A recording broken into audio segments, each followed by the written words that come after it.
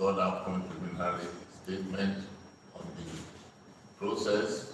We'll allow for questions, and it is our usual we respond to your questions possibly satisfactorily. I will call Professor Ernest to read our preliminary report. Thank you.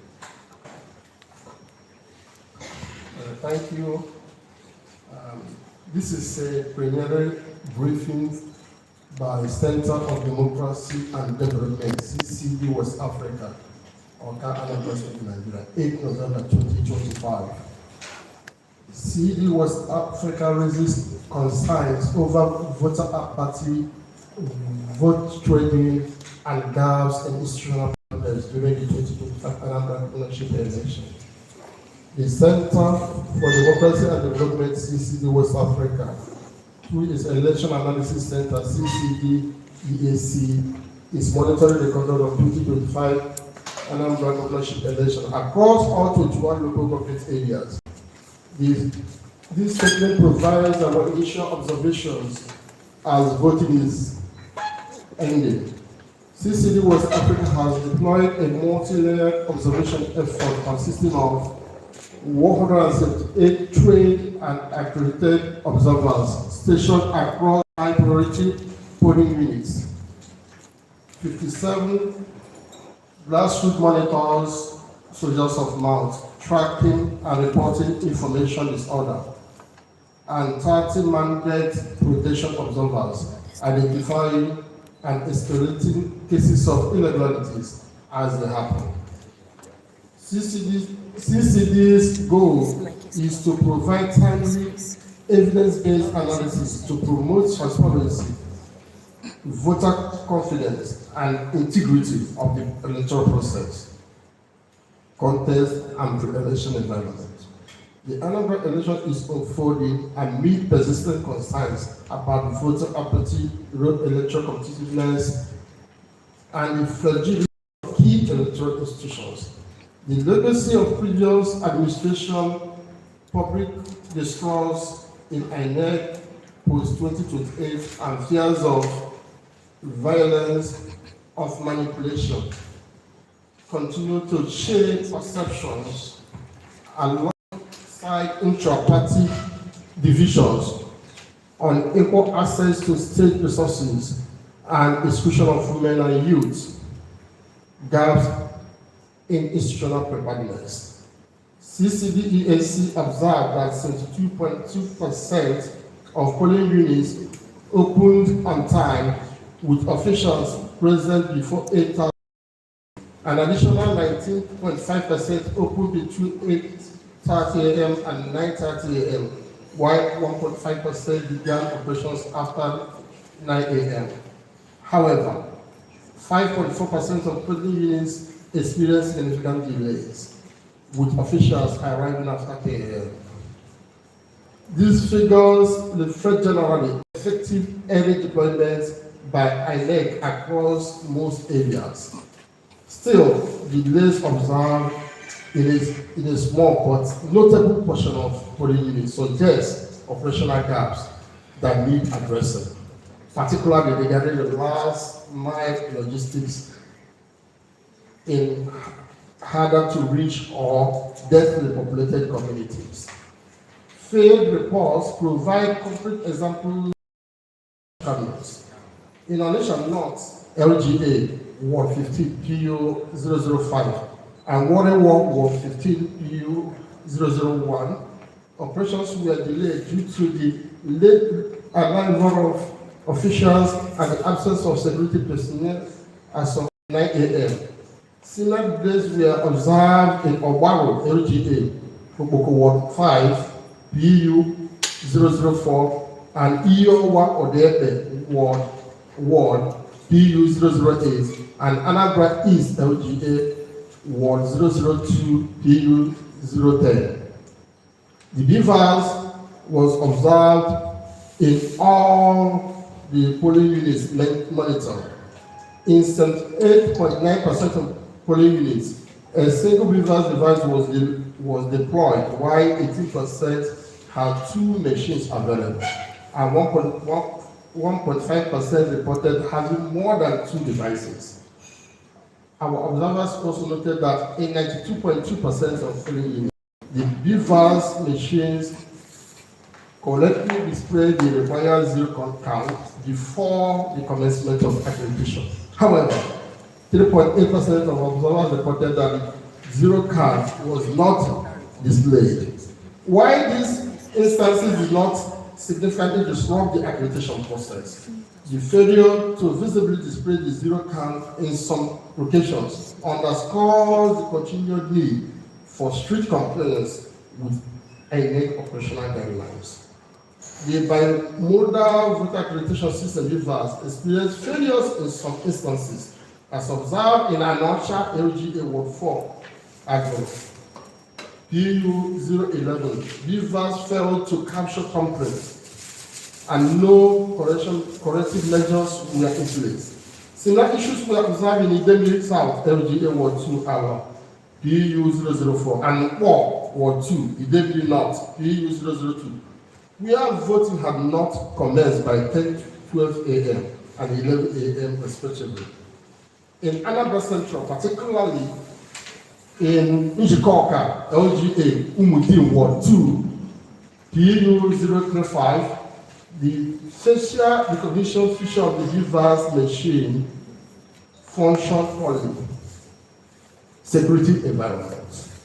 Security personnel were present at 7.3% of polling units observed by CCD, while 12.7% recorded no security presence at the time of observation. In locations where officers were deployed, the security presence consisted of an average of 3 to 4 officers per unit, contributing to a calm and voting environment in most cases. 80.8% were male and 90.2% were female. High-density police stations such as village house with large clusters of voters experienced the presence of more security personnel, leading to visible efforts on control. CCD also observed a high concentration of security officials. CDD also observed a high concentration of security officials, media, and election observers in polling units associated with popular political figures. In contrast, polling units with fewer registered voters showed inadequate security coverage, which aligns with 12.7% of PUs that had no security personnel present. For instance, in Oga Ward 2, Agwata LGA, observers reported no security officials were present at PU 010, 011, and 012 during the early hours of voting. The absence of law enforcement in these units exposed electoral officials and voters to potential risks and created space for political interference. This disparity in deployment raises concerns about strategic allocation of security resources, especially in rural polling units. While the overall security coverage was sufficient in most areas, the lack of consistent deployment risk undermines electoral integrity and public trust. All polling units, regardless of size or location, require adequate and competent security coverage to safeguard the voting process and ensure that all voters can participate without fear or interference. Electoral offenses and vote trading. CDD observers recorded multiple incidents of vote buying and trading across Anambra State with particularly high concentrations in Anambra Central and Anambra South senatorial zones. These activities, often carried out in full view of officials, directly undermined the transparency and fairness of the electoral process. In Oka South, Anambra Central, and Nnewi North LGA. Vote buying was observed in high-density polling clusters, including Nodu Village Hall 1, PU 009, with 2,780 registered voters. Nodu Hall 2, PU 010, with 1,983 voters. And Ezinihite Hall 2, PU 008, registered voters, 3,352 voters. And Nibo 002 Maternity 1, voters were seen participating in votes and snap behavior, taking pictures of their marked ballots, likely as proof of compliance in exchange for financial incentives. In some instances, party agents use money transfer platforms rather than direct cash payments to complete the transactions. Party agents offered voters up to 1,000 naira and 5,000 naira respectively, depending on the location. For example, in PU 005, Ashina Ward 3, in Aguada LGA, opposite PU 012 and Ward 1, agents distributed 5,000 and 2,000 to voters. In Anambra South, similar patterns were recorded at Ishi, PU 010 in Ekusigo LGA, and Ashina Ward 1, PU 012 in Aguata LGA, with agents distributing each payments ranging from 2,000 to 5,000 naira in rooms situated directly across polling units. At Ibubu Ward 2, Central School PU 017, party agents were seen distributing 5,000 to voters openly without any response or deterrent from security personnel. Observers also reported that in Uruagu Ward 1, PU 006 in Nnewi North LGA, party agents maintained informal runs of voters who had received payments confirming existence of a systematic vote trading mechanism, inclusion on voter participation. Despite strong interest shown by youth during the continuous voter registration CVR period, turnout among young voters on election day was visibly low, especially in urban centers such as Oka and Onitsha. Contributing factors appear to include disillusionment with political process, logistical delays, and perceived lack of impact. Women, particularly female candidates, continue to face voter apathy and discriminatory behavior. Observers recorded instances where female candidates were subjected to dismissive or sensitive commentary at polling units, reinforcing the cultural and institutional barriers to women's political participation. Accessibility for persons with disabilities remain limited in several areas, including Onitsha North and Idemili South LGS. Despite INEC's public commitment to inclusion, observers reported that many polling units lacked wheelchair access, signage for the visually impaired, or priority voting amendments. Voter suppression.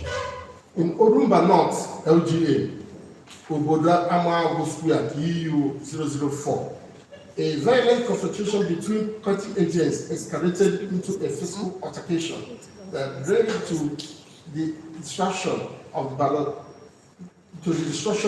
box, ultimately halting the voting process. This occurred in absence of sufficient on-site security and exposed both voters and electoral officials to serious risk. A particularly disturbing report emerged from Obiofia Umunem Hall, PU 002 in Anambra South, where party agents allegedly forced voters to vote for certain candidates through intimidation, information disorder.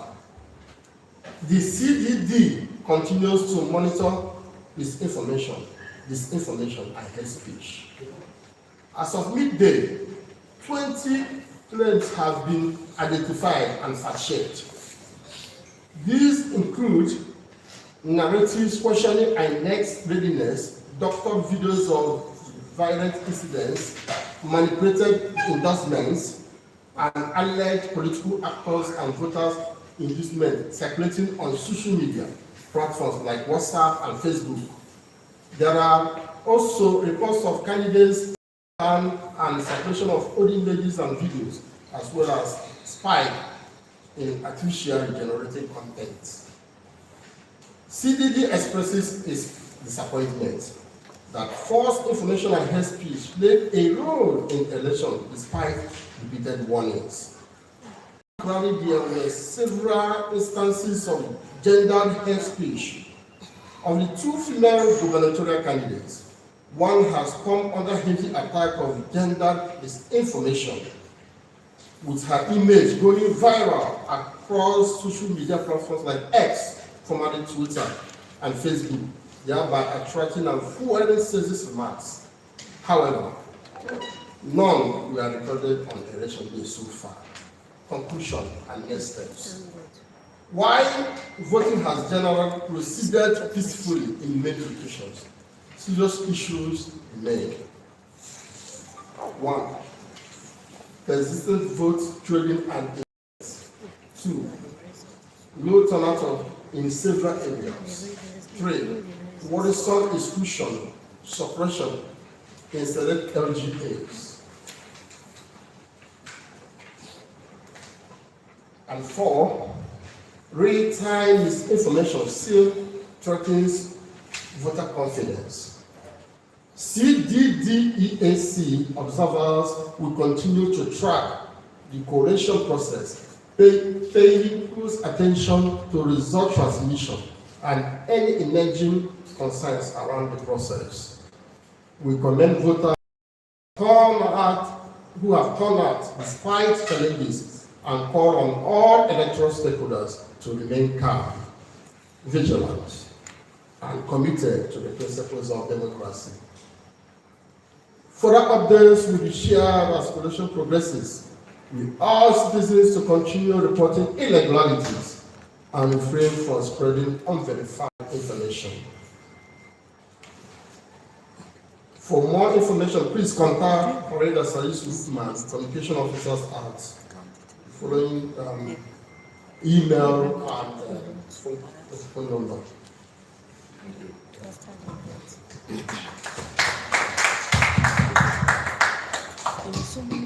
Thank you very much, Professor Anche, for leading that statement. We'll now briefly take questions from the press. Kindly introduce yourself and your organization before you ask your questions. I have a question. Thank you.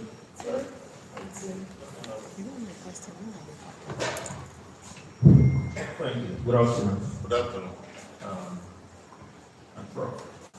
Well, before I come, I actually say a report for the disease of Nigeria, and I've also been in the field. I just report.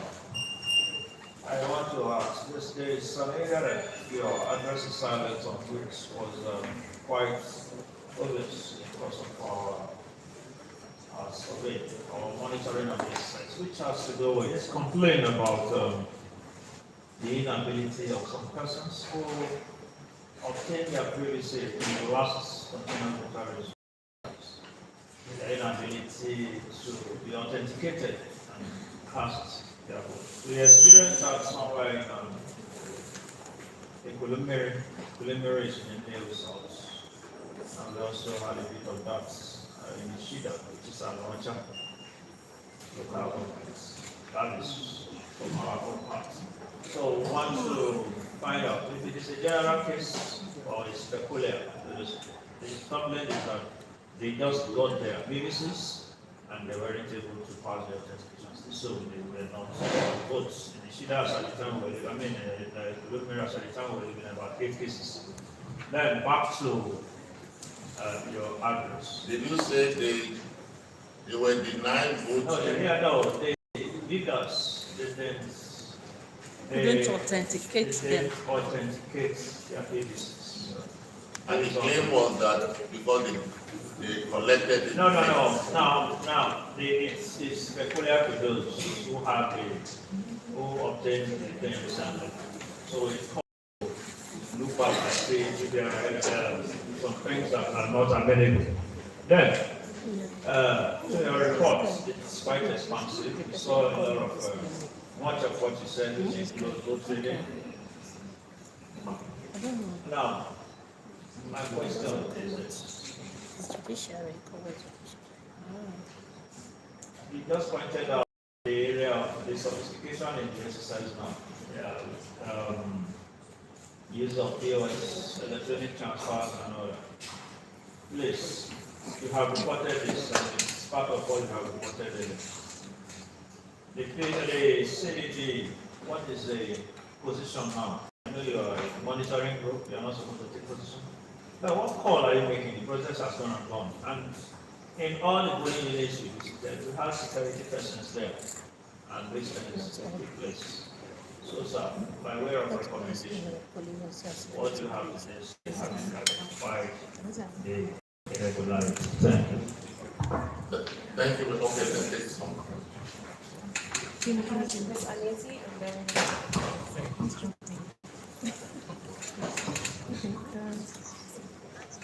Yeah. Good afternoon.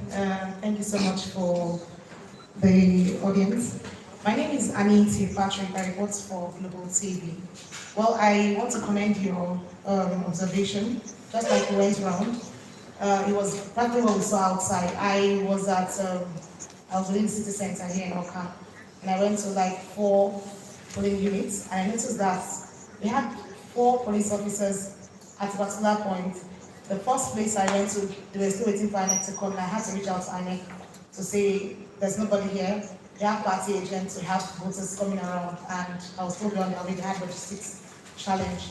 I went to the next place, PU 021 now. I can't pronounce this name very well.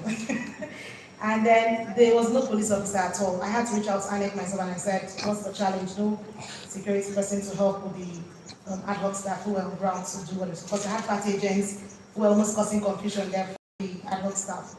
And until I left there was no police officer. I went to the next point and I told them, you're 4 here, we don't have anybody at that point to help with the ad hoc staff who were on ground. Because apparently the vote buying thing was too obvious. Party agents were just talking to voters, inducing them to vote. And at the point when they vote, the secrecy of the ballot was just very transparent. It wasn't secret anymore. They were showing their ballot papers and snapping and telling them I voted, and they go collect their money. At some point, luckily for me, I was live on my station. I just found my camera and said, this is what is happening. And then we had, just like you predicted yesterday, serious low turnout of voters. There was one at Unity Junction where they had, I think, 661 of their votes, accredited registered voters. And yet we had just 12 persons at the point I was there. And I came out to vote. Same thing was applicable to all the centers, most of the centers I visited, low turnout, and the INEC staff were saying they felt very bored.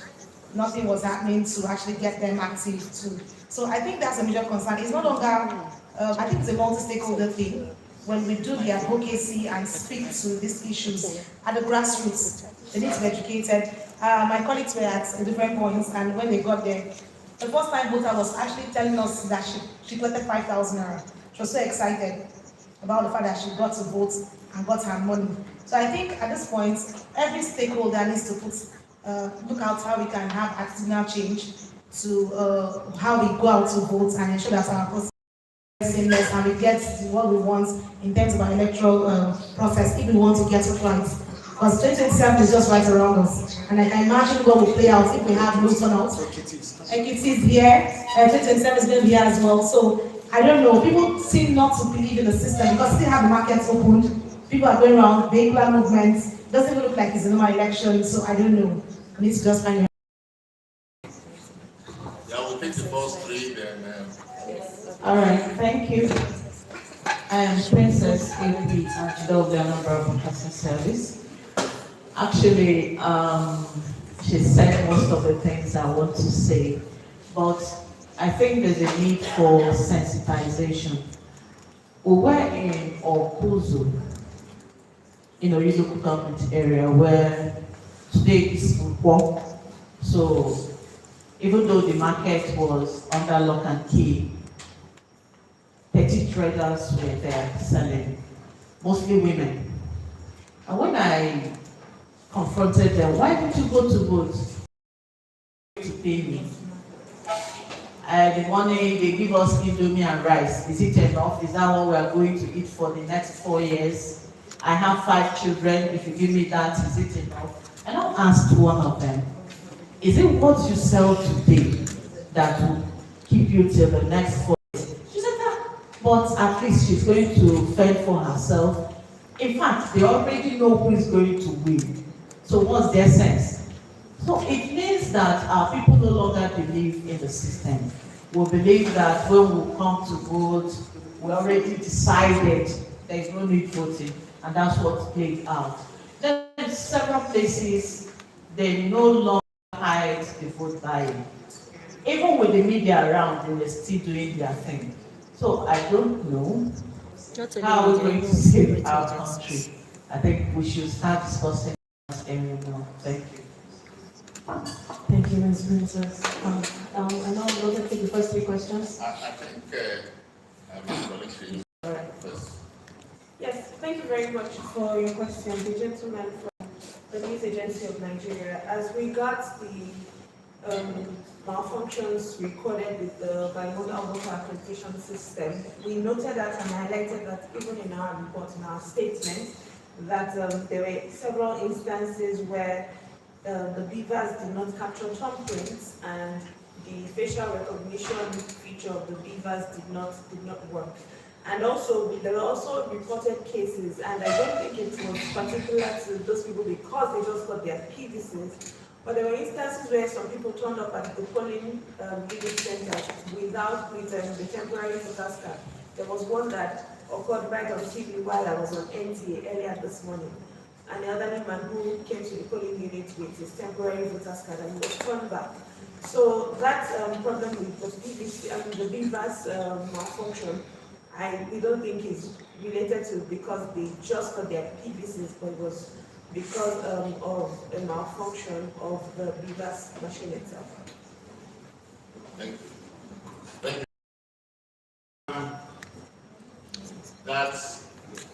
There has been massive deployment of security agents may not translate to effective security of the electoral environment. There are questions about the efficiency and effectiveness of the deployment. I just want us to note that because there have been cases of things were going on while security agents stood by. Yeah, that is one thing. But like you said, this is preliminary reports, and all of us are election observers in one way or the other. All this is going to get processed and incorporated into the final report. On transactional politics and the rapid rates of vote trading. For us to have vote trading, you have to have sellers and buyers. And like one of us said here, that a change of attitude. Was it last year we had Benin? Edo? After Edo, there was Ondo. From Edo to Ondo, it went and between the media organizations and advocacy groups like ours, we drew attention of the entire country to this. And the expectation was that, okay, with the level of sensitization, awareness raising with this, there will be change of attitude.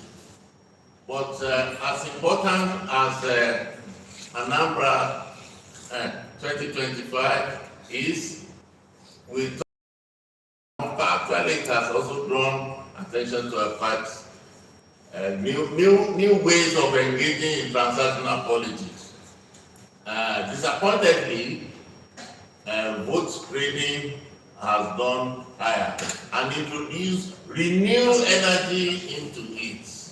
Surprisingly, we do hope that INEC and other agencies saddled with responsibility to regulate the use of money in politics will take this seriously. For us as CDD, we have started talking and doing election mandate protection, and we translate to what we do that look beyond the election day engagements and link election with governance. The people are disappointed, they are disillusioned, and for that reason, possibly they are not coming out. We pointed that out that look, the extent to which people believe that public justly deliver to the people will affect their attitude on election and how to participate. Another issue is that we have drawn attention that look, the Anambra 2025 election lacked the required level of competitiveness required in electoral process. And that is why you have from people saying, look, what are we going to do? The decision is already made. Why do I have to waste my time? I travel out of Nnewi here, Oka here, 45 minutes with my colleague. And between here and that location, we were seeing only one poster of one candidate. And on the deployment of security agents, which we also remarked in our that it was uneven.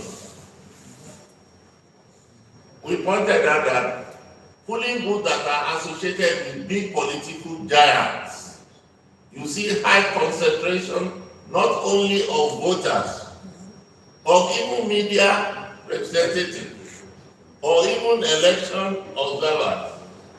There was one particular polling unit, I asked for the number of PVC, number of voters. They gave the number, and I said, the number of PVC collected, the exact number. I joke with my colleagues that, oh, this mathematics is super. That's unbeatable in Nigeria history of election. We are waiting to see the number of votes cast in that same unit. People were virtually stumbling on one another, and it was so organized in such a way that everybody had a seat. And I had, where did you get this seat? They said community provided it. Then again I joke that, oh, this is a community-owned polling process. Apparently, a lot of mobilization have gone underground. So, it translates to what? As critical stakeholder in this process, civic and voters' education has to be reinforced and enhanced. Any more questions? Okay, thank you. Any more questions? Okay, the director wants to say something. Sorry, I think in a sense you are correlating what we just read in our preliminary release. And the points underscore with the police, security, let me say generally. There was a particular polling unit, the Nibu Town Hall polling unit, where I had to engage a police officer, in Oka South. And the question I asked our institution was, the man told me that, well, things are going well. I'm the security officer that is here, and that I don't interfere with the process.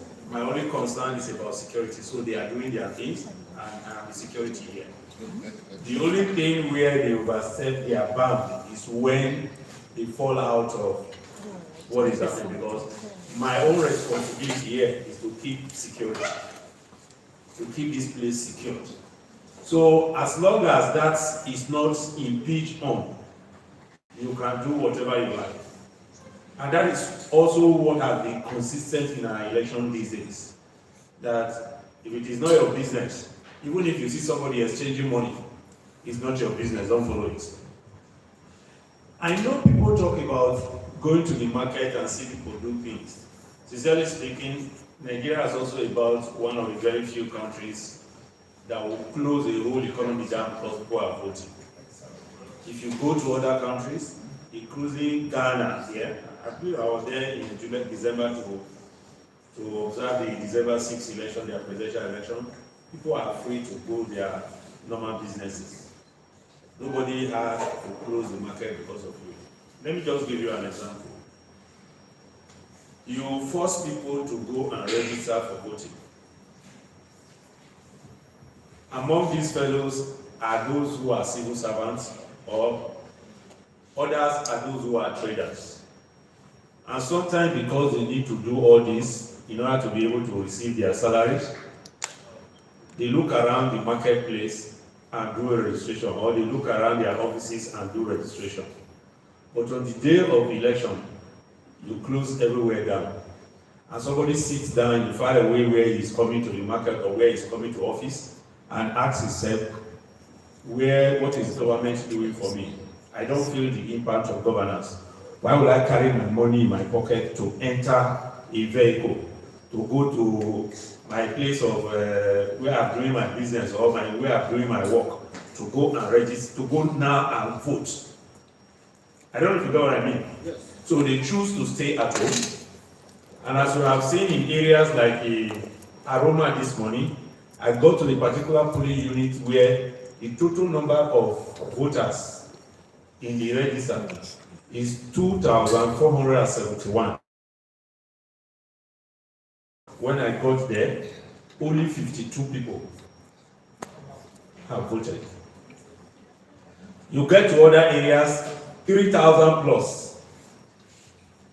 You get it? Meanwhile, there are other polling units that have 200 or something, 232 or 323. That is uneven in terms of the distribution of the numbers. So these are things that we need to look into. Then I know there is something saying about the vote buying thing.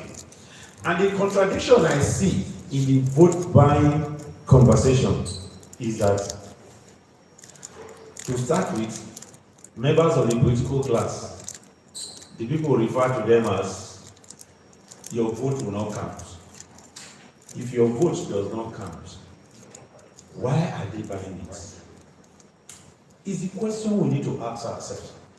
And for me, moving forward, what I have often advised, which I'm still going to advise, is, since they are now ready to pay for the votes, I think the citizens themselves should also mobilize to come out fully and outstretch you with whatever resources you think you have to pay for the vote.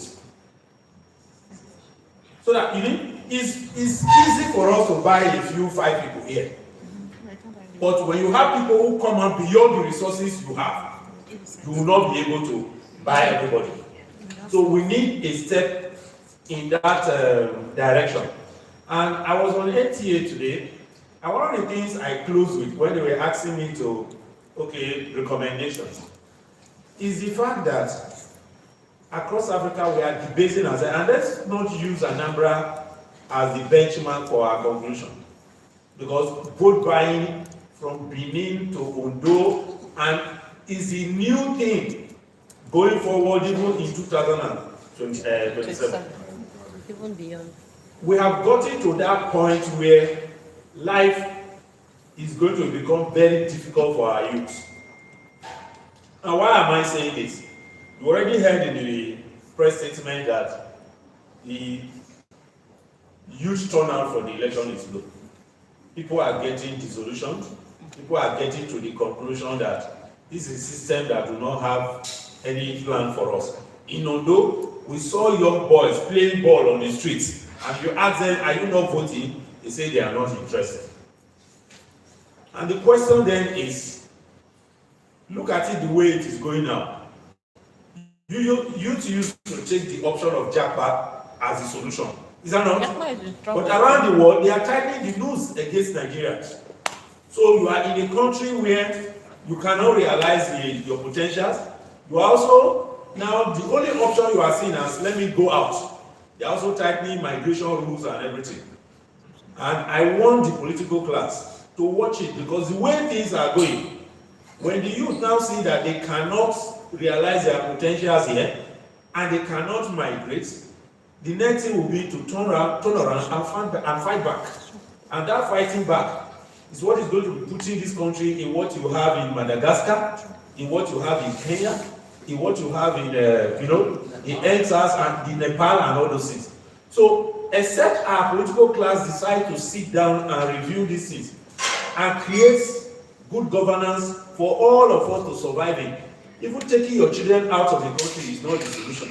Because by the time you do that, you create insecurity in the land, you are also indirectly creating security for the survival of your own children, irrespective of whether they are going to eat or not. Because if you don't have peace in the land, they too are not going to enjoy peace, no matter how civilized and well educated they are. People are going to go back to the roots to deal with their challenges. So the only option that is left for us is to build a country that we're all going to be proud to call our own. Thank you. Yeah, the question again. Yes, Okay. twice. Any last questions? No, he has answered. Director already answered them, please. Okay. Shall I call it a closing statement? Sure. On that note, thank you all for joining us and for engaging. Your questions and your observations are part of what makes this process